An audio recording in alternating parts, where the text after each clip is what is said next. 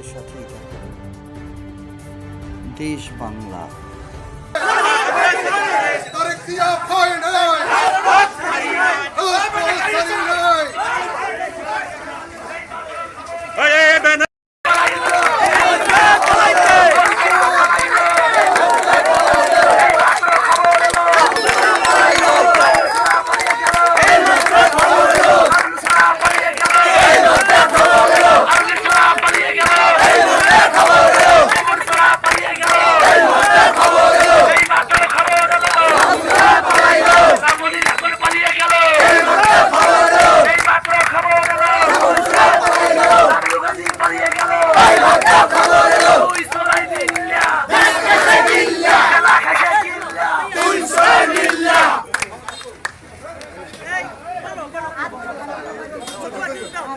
সহযোদ্ধা ভাইরা আমার, আমাদের এই বিজয় আনন্দ র্যালিতে এইমাত্র খবর এলো পিরিজপুর জেলা কমিটি এই ইসরা কমিটি বিলুপ্ত ঘোষণা করায় আমরা আনন্দ মিছিল শেষে পথসভায় দাঁড়িয়েছি।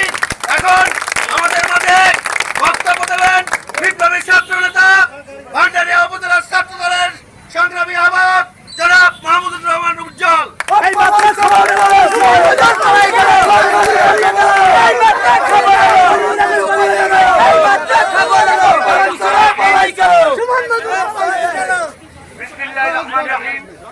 এতে আমাদের আনন্দিত হওয়ার কিছু নেই, এটা ঘটবে এটা আমরা জানতাম বহু আগে থেকে। এই দল দেশনায়ক জনাব তারেক রহমানের দল। দেশনায়ক জনাব তারেক রহমান 24 ঘন্টা এই দল এই দেশের জন্য ক্লান্ত করে অনেক পরিশ্রম করে, যেটা সবাই কাজেই আপনারা একটা ব্যাপার হয়তো অনেকেই জানেন না বা জানেন, আমি জানি না।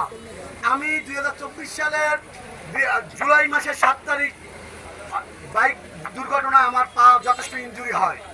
আমাকে এই জনাব লাবলু গাজী জনাব আলমগীর হোসেন দেখতে গেছে ঢাকা মেডিকেলে, জেলা বিএনপির সাবেক আহ্বায়ক, এই দুইজনে দেখতে গেছেন, সেন্ট্রাল ছাত্রদল দেখতে গেছেন। অথচ আগস্ট মাসের 12 তারিখ আমার নামে মিথ্যা একটা কথা বইলা মিথ্যা একটা লিখিত দিয়া এই লাবলু গাজীর মাধ্যমে আমাকে বহিষ্কার করে।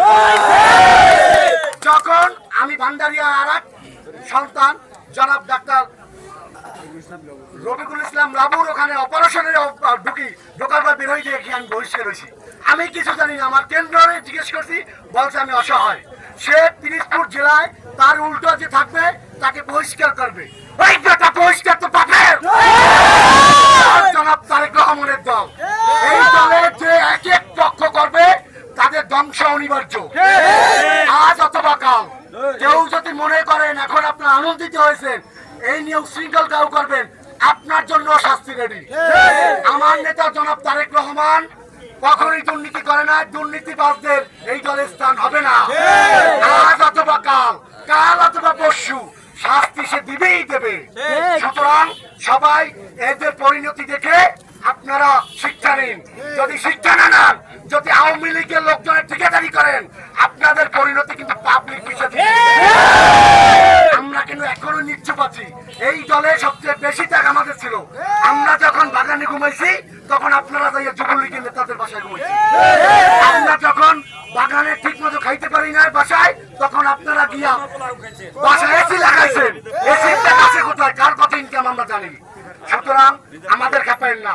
আমরা যেমন ভদ্র তারেক রহমানের দিক তাকাইয়া তেমনি সত্যি সন্ত্রাসীগিরি শুরু করি।